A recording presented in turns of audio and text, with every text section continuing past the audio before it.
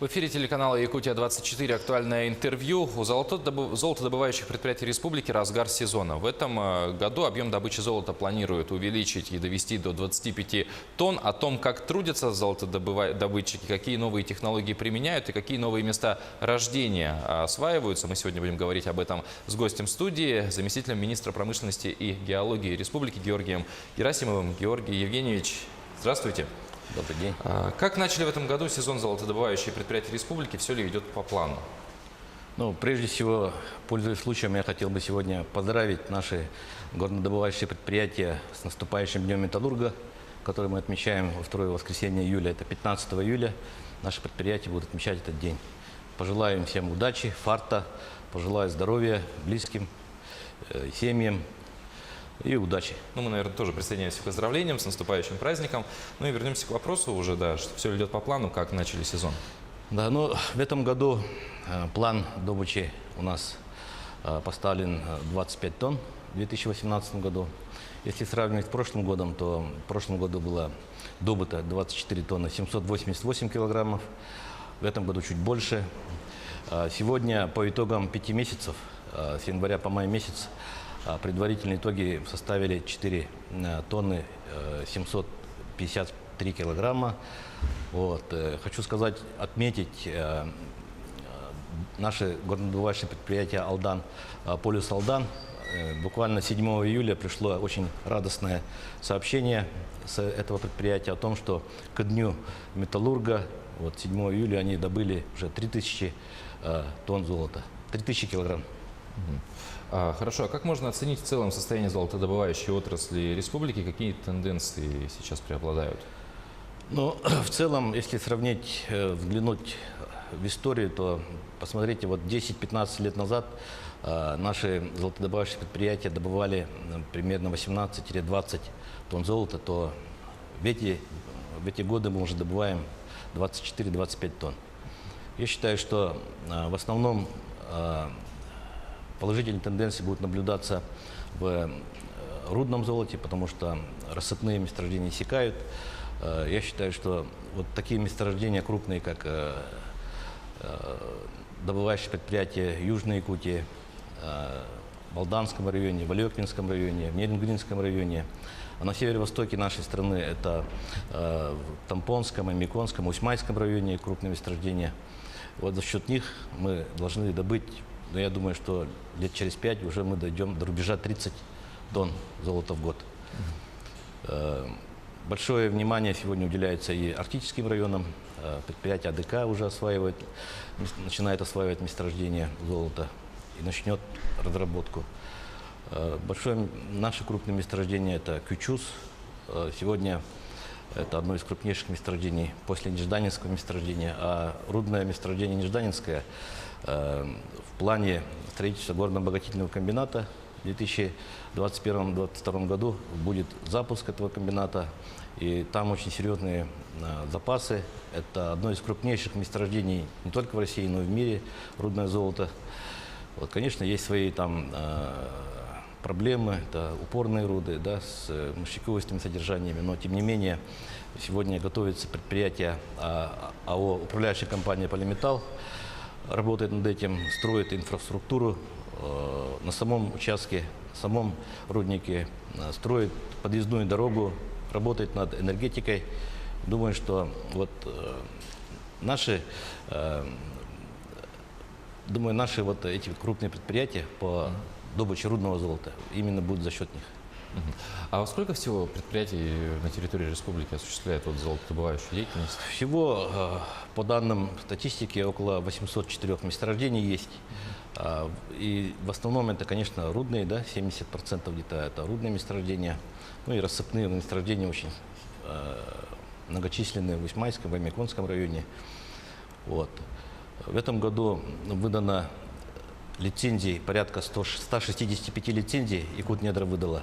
Это на геологическое изучение недр, на добычу, разведку, и еще отдельная категория есть разведка. Это уже по аукционам идет. Затрагивая как раз тему месторождений, насколько активно геологоразведка сейчас ведется, и за последнее время какие новые месторождения были открыты? Ну, как известно, в прошлом году было открыто месторождение темное в Алекминском районе, Дражный горно-обогатительный комбинат с золотоизвлекательной фабрикой в Аймиконском районе, это компания ТЗРК, и месторождение Рябиновое, группа компаний ПАО «Селекдар». Вот эти три крупных месторождения были открыты в прошлом году. В это время ведется геологоразведочные работы на Лохюнской площади, на северо-западной площади Верхоянского, вот, в Южной Якутии. И я считаю, что вот эти 4-5 районов, да, это Аймиконский, Верхоянский, Кобяйский, на северо-востоке нашей страны, будут реализовывать, конечно, расширение площадей пойдет, прирост запасов в Южной Якутии также. Вот за счет них и будет, ну, каждое предприятие стремится иметь свою геологическую службу, хорошую геологическую службу, которая приращивает запасы, без этого никак не обойтись, чтобы работать на перспективу. Вот даже взглянуть на месторождение Дражное, вот высочайший в Аймиконском районе. Буквально на днях была встреча с правительством, с Минвосток развития Российской Федерации о том, чтобы строить линию ЛЭП ВЛ 35 киловатт, для того, чтобы, ну, была энергетика. Вот такие очень много проблем у золотодобывающих предприятий. Это дороги, это мостовые переходы, это энергетика в первую очередь. Ну, это тоже, думаю, не менее актуальный вопрос. А запасы золота сегодня вот, ну, на действующих месторождениях, на сколько лет их может хватить? Минеральная сырьевая база уже подсчитана, всего где-то 7200 тонн золотых запасов в Якутии. И это хватит на, ну, в нашей республике на 200 лет рудного золота хватит. Но если в целом по России взять, то где-то 35-50 лет. Вот еще в последнее время активно идет такое перевооружение предприятий, и как-то это сказывается ли на объемах добычи? То есть, ну, если сказывается, то насколько сильно? Ну, конечно, любое предприятие стремится автоматизировать процессы свои, перевооружить. В основном это переработка руды, упорные, трудные руды, чтобы улавливать мелкие частицы. Сегодня промприборы не могут улавливать мелкие тонкодисперсное золото, да, это менее 0,5 миллиметров.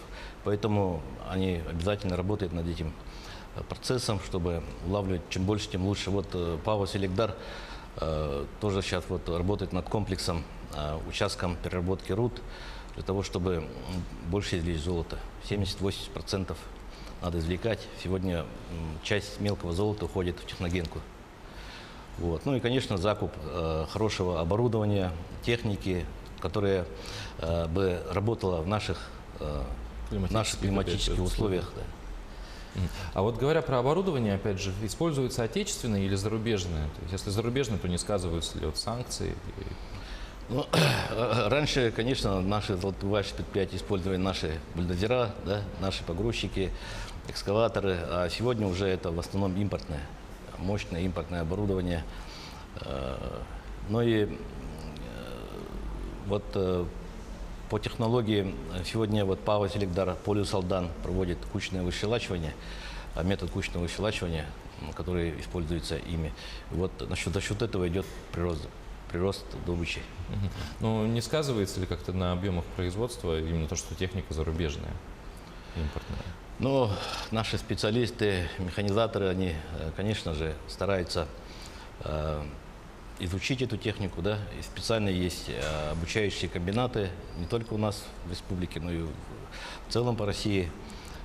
Мы пытаемся интегрировать, чтобы эта техника работала здесь. Но не секрет, что пока на сегодняшний день, да, вот, иномарки вот, ну, пользуются спросом. Пока от этого никуда не уйти, я считаю, да. Вот эта техника, японская техника особенно, германская техника, она имеет место быть. Вот недавно компания «Полюс Алдан» заявила о полной автоматизации производства к 2019 году. Не грозит ли это массовым высвобождением рабочих мест в отрасли? Ну, опять же, любое предприятие, будь то в сельской отрасли, да, будь то лесопереработки или легкой промышленности, пытается автоматизировать, чтобы увеличить объемы производства самого. Также и Алдан, полюс Алдан, оно будет автоматизировать, да, в следующем году. Но, конечно, будут высвобождены некоторые специальности. Но я считаю, что те люди, которые будут высвобождены, они будут работать на других вспомогательных специальностях, на ремонте, на обслуживании, на доставке того же оборудования и так далее. Ну, это процесс сегодня Прогресс. не поменять, да, прогресс. Дух времени, Вот что называется. в 70-х, 80-х годах в нашей республике на золотодобыче работало больше 100 тысяч человек. Сегодня работает порядка 10 тысяч человек на золотодобыче. Ну вот есть сравнение. Это оптимизация в то же время, да. И понятно, что новая техника, автоматизация, везде она сейчас идет. Ну, вот говоря про цифры, вот опять же, говоря про высвобождение, да, рабочих мест, о каком количестве рабочих мест вот, освободится за счет автоматизации? Ну, примерно, если... Ну, это будет владеть ясно в цифрами. следующем году.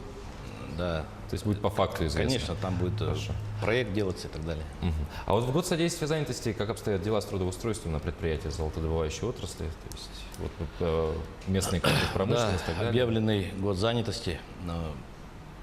Местные кадры в промышленность. Вот буквально месяца полтора назад местные кадры, да, порядка 20 старшеклассников выезжали по линии Министерства молодежи, Комитета госкомзанятости, выезжали в Алдан, выезжали в Нерюнгри, доехали вплоть до Байконура, да,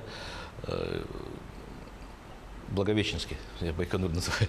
Вот, Космодром Восточный. Да, космодром Восточный.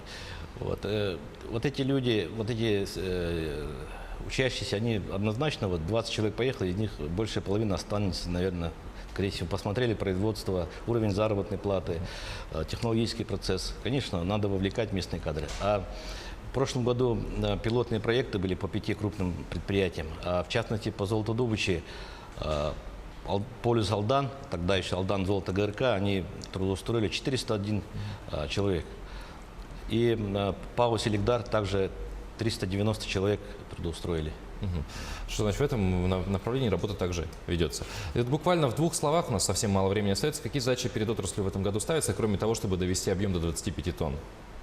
Буквально 2 слова. В первую очередь, я как горный инженер-геолог считаю, что в первую очередь это прирост запасов, чтобы на будущее иметь балансы, да, хорошие. И, конечно же, выполнение плановых заданий. Мы в этом уверены, что объемы добычи золота будут выполнены. Георгий Евгеньевич, спасибо большое, что пришли в нашу студию. Я желаю вам удачи в вашей работе. Это было актуальное интервью. Оставайтесь с нами.